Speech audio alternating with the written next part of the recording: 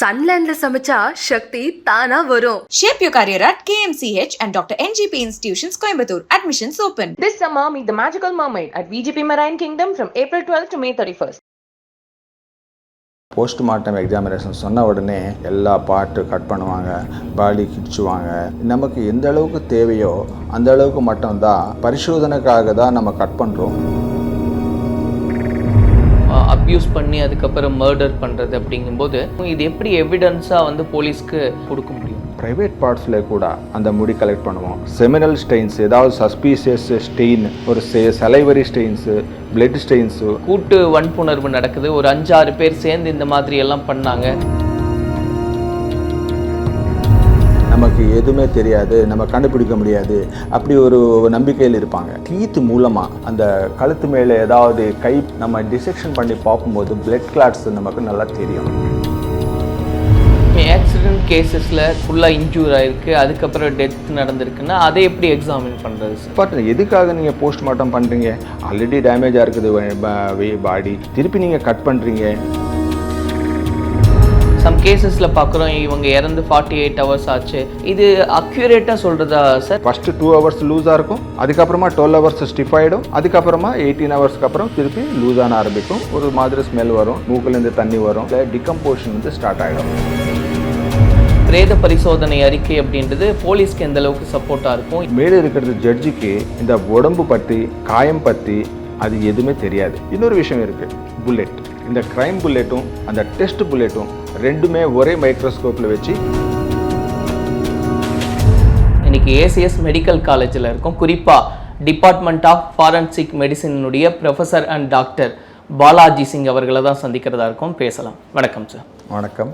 So இப்போ இந்த உடற்கூறாய்வு autopsy பண்ணணுன்னா என்ன பண்ணுவீங்க சார்? ஏன்னா நிறைய பேருக்கு அட்டாப்சின்னா என்னமோ நடக்குது அப்படின்ற மாதிரியான விஷயங்கள்லாம் இருக்குது, ஒரு இமேஜினேஷன் அப்படின்றது இருக்குது. ஸோ ஆக்சுவலாக என்ன நடக்கும்?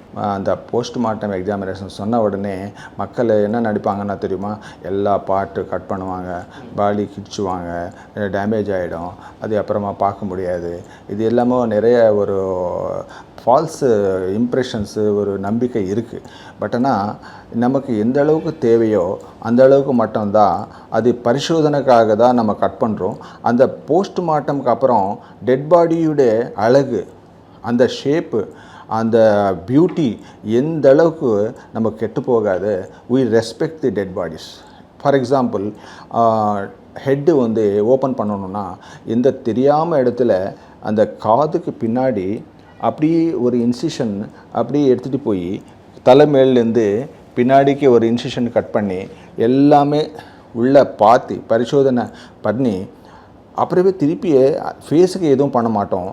அப்படியே அந்த ஹெட்டுக்கு திருப்பி சூச்சர் போட்டு அந்த ஃபேஸுக்கு அப்படியே தான் நிற்கும். ஃபார் எக்ஸாம்பிள், ஏதாவது ஆக்சிடெண்ட்டில் ஃபேஸ் வேறு மாதிரி ஆனால் கூட போஸ்ட்மார்ட்டம் எக்ஸாமினேஷன் டைமில் அந்த பியூட்டி ரிஸ்டோர் பண்ணி அப்படியே ரிலேஷன்ஸுக்கு நம்ம ஹேண்ட் ஓவர் பண்ணுறோம்.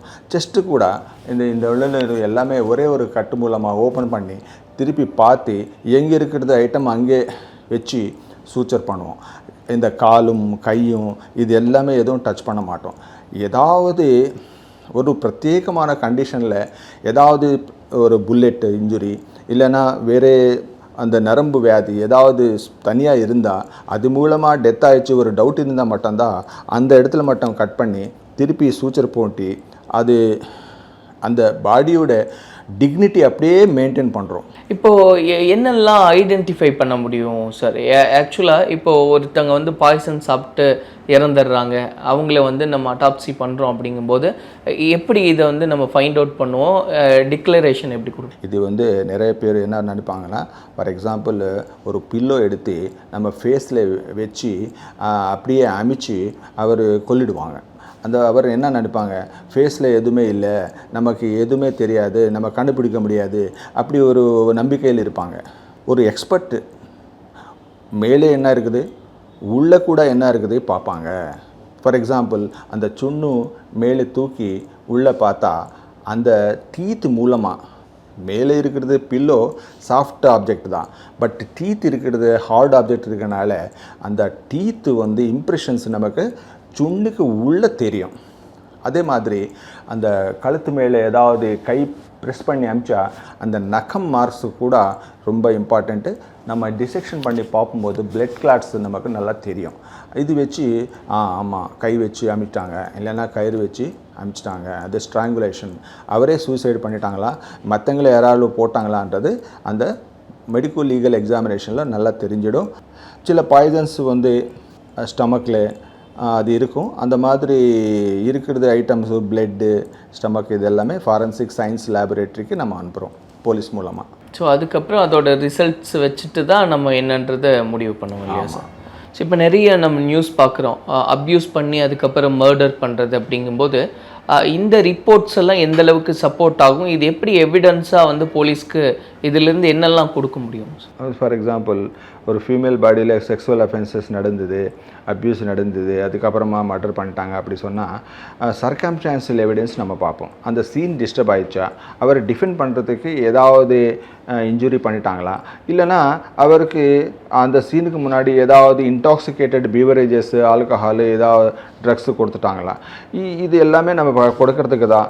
இந்த மாதிரி சஸ்பீஷியஸ் கேசஸ் எல்லாமே பிளட்டு 100 ml, ஸ்டமக் கண்டென்ட்ஸு, அதுக்கப்புறமா லிவர் பாதி, கிட்னி ஒரு கிட்னி, இந்த மாதிரி எல்லா விசரா வந்து ஃபாரன்சிக் சயின்ஸ் டிபார்ட்மெண்ட்டுக்கு அனுப்புகிறோம். மெயின் லேப் இருந்தால் மெயின் லேப், இல்லைன்னா ரீஜன் லேப் இருந்தால் ரீஜன் லேப்.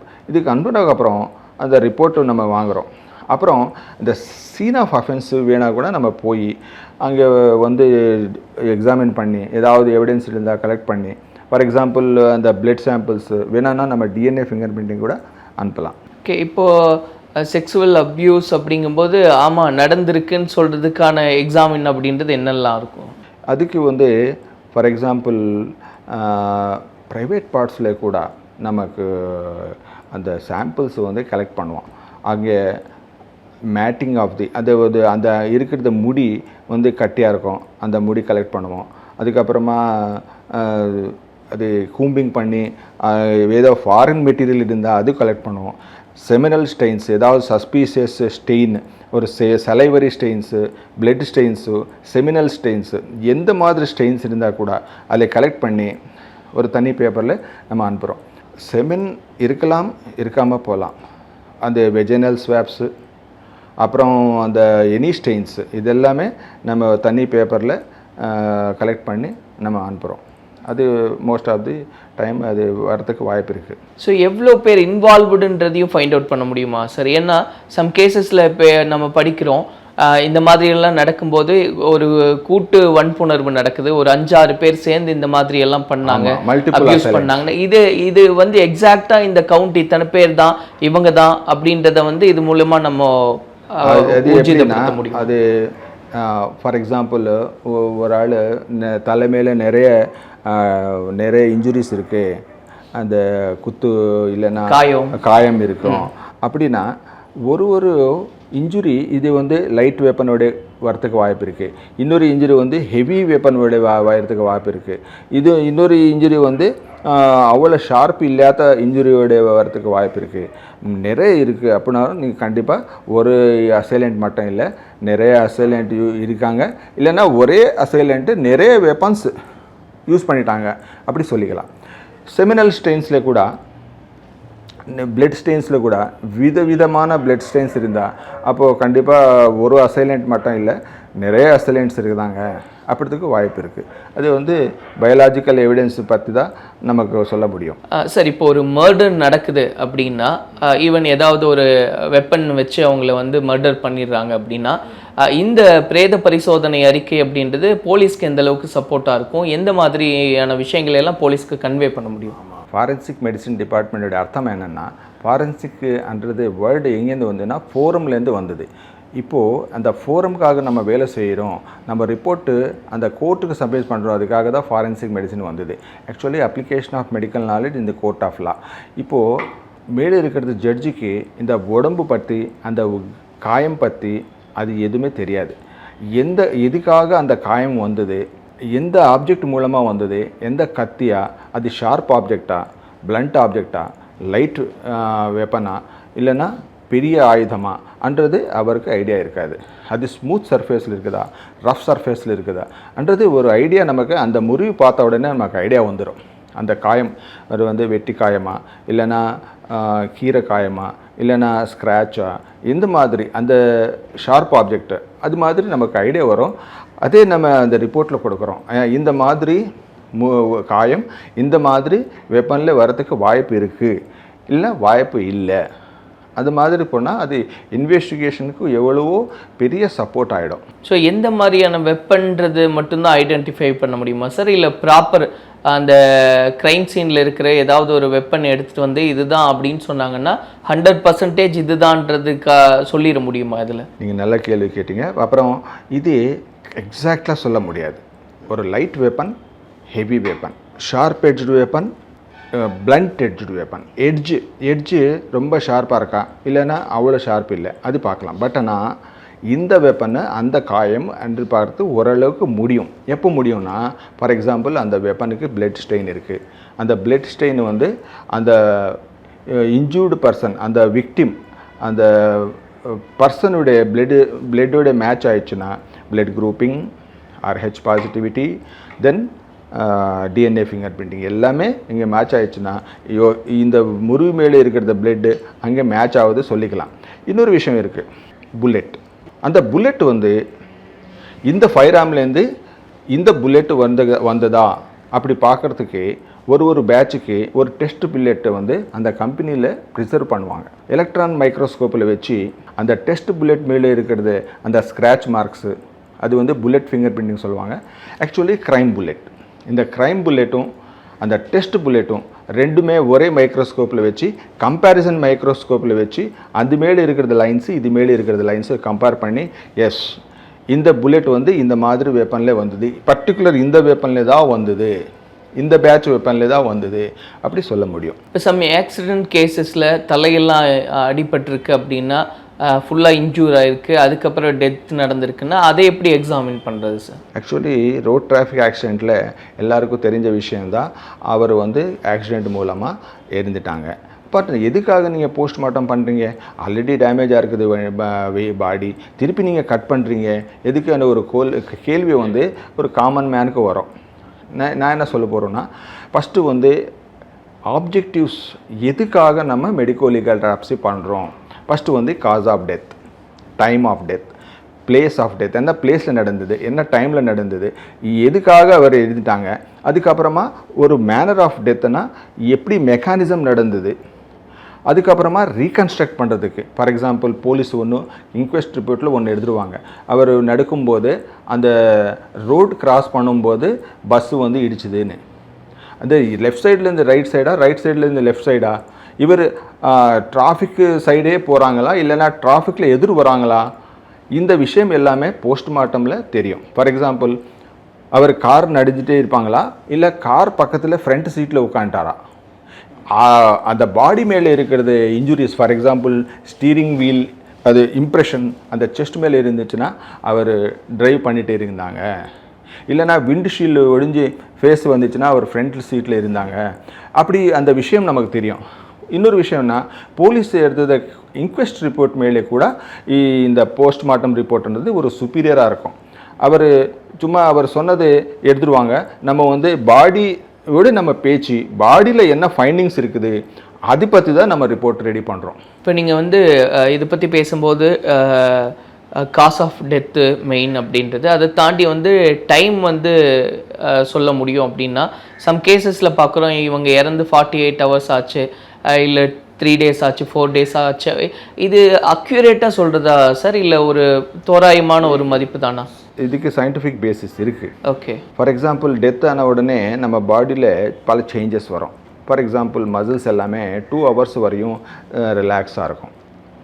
2 ஹவர்ஸுக்கு அப்புறம் மசில்ஸ் ஸ்டிஃபான ஆரம்பிக்கும். அது 12 ஹவர்ஸுக்கு 18 ஹவர்ஸுக்கு ரொம்ப ஜாஸ்தி ஆகிடும். 18 ஹவர்ஸுக்கு அப்புறம் அது கோல்டு ஸ்டோரேஜில் ப்ரிசர்வ் பண்ணலைன்னா அது என்ன ஆகிடும்னா பாடியில் டிகம்போஷன் வந்து ஸ்டார்ட் ஆகிடும். மசில் வந்து ரிலாக்ஸ் ஆன ஆரம்பிக்கும், திருப்பி டீகம்போஸ் ஆகிடும். ஸோ அதுக்காக மசில்ஸ் எல்லாமே லூஸ் ஆகிடும். ஃபஸ்ட்டு 2 ஹவர்ஸ் லூஸாக இருக்கும், அதுக்கப்புறமா 12 ஹவர்ஸ் ஸ்டிஃப் ஆகிடும், அதுக்கப்புறமா 18 ஹவர்ஸ்க்கு அப்புறம் திருப்பி லூஸ் ஆன ஆரம்பிக்கும். ஒரு மாதிரி ஸ்மெல் வரும், மூக்குலேருந்து தண்ணி வரும். அதுக்கப்புறமா ஸ்கின்னு சேஞ்ச் மாறிடும். ஹைப்போஸ்டாசிஸ்ன்றது பின்னர் வருது. எல்லாமே பாடி சேஞ்சஸ் வந்து பற்றி நம்ம ஒரு ஐடியா வரும். ஓ, நம்ம போஸ்ட்மார்ட்டம் பண்ணுறது டைமுக்கு, இறந்து போன டைமுக்கு ஒரு 12 ஹவர்ஸ் இருக்கலாம், 18 ஹவர்ஸ் இருக்கலாம், 24 ஹவர்ஸ் இருக்கலாம், இன்னும் ஒன் டே இருக்கலாம், அப்படி சொல்ல முடியும். அது ஒரு விஷயம். அப்புறம் இன்ஜுரிக்கு அப்புறம் எத்தனை நேரம் ஆயிடுச்சு அப்படி சொல்கிறதுக்கு, நம்ம இன்ஜுரி உயிரோடு இருக்கிறது இன்ஜுரி நம்ம பாடி ரிப்பேர் ஆரம்பிக்கும். ஃபார் எக்ஸாம்பிள், ஒரு குத்த உடனே அங்கே கொஞ்சம் நேரம் வரையும் பிளட் வந்துகிட்டே இருக்கும். அதுக்கப்புறமா ஹீலிங் ப்ராசஸோட பிளட் கிளாட் ஃபார்ம் ஆகிடும். அதுக்கப்புறமா ஃபைப்ரஸ் டிஷ்யூ ஃபார்ம் ஆகிடும். அதுக்கப்புறமா அந்த எட்ஜஸ் வந்து கொஞ்சம் வீக்கம் வந்துடும், ரெட்னஸ் வந்துடும். அது 2 நாளுக்கு அப்புறம் ஒரு கண்டாமினேட்டட் ஆனால் கொஞ்சம் டஸ்ட்டு வந்துச்சுன்னா அது மஞ்சள் கலரில் வரும். இது எல்லாமே வைட்டல் ரியாக்ஷன்.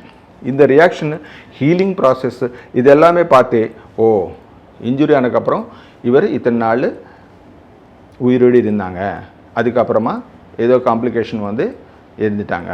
அந்த காம்ப்ளிகேஷன் நம்ம கண்டுபிடிக்கிறது தான் போஸ்ட்மார்ட்டம் பண்ணி இன்ஜுரி ஆன பிறகும் அந்த பிளட் கிளாட்டு அந்த பிளைண்டில் மாட்டிக்கிச்சு. அந்த மாட்டிக்கிறதுக்கு அப்புறம் இந்த பெராலிசிஸ் வந்து செகண்டரி இன்ஜுரிஸ், அந்த வீக்கம் பிரெயினில் கூட வீக்கம் நிறைய வந்துச்சு. அந்த வீக்கம்க்கு அப்புறம் பிரெயின் ஸ்டெம்மில் கூட உள்ள பார்ட்டில் கூட ப்ளீடிங் வந்துச்சு. அந்த வீக்கம் கூட நிறைய இருக்குது, அதுக்காக இருந்துட்டாங்க. சம்டைம்ஸ் என்னென்னா இன்ஜுரிக்கு அப்புறம் அந்த பிரெயினில் கூட பஸ் ஃபார்ம் ஆகிடும், சிவி ஃபார்ம் ஆகிடும். அந்த இன்ஜுரி அந்த பஸ்க்காக அவர் காம்ப்ளிகேஷன் மூலமாக இருந்துட்டாங்க அப்படி சொல்கிறதுக்கு ஒரு வாய்ப்பு இருக்குது. ஸோ இப்போ நீங்கள் சொன்ன மாதிரி ஒரு 48 ஹவர்ஸ் ஆகுது அப்படின்னு சொல்கிறாங்கன்னா, ஃபஸ்ட்டு 18 ஹவர்ஸ் இப்படி இருக்கும், அதுக்கப்புறம் பாடி ஸ்டிஃப் ஆகும். இந்த பாடி நேச்சர்ன்றது எல்லாருக்குமே பொருந்துமா?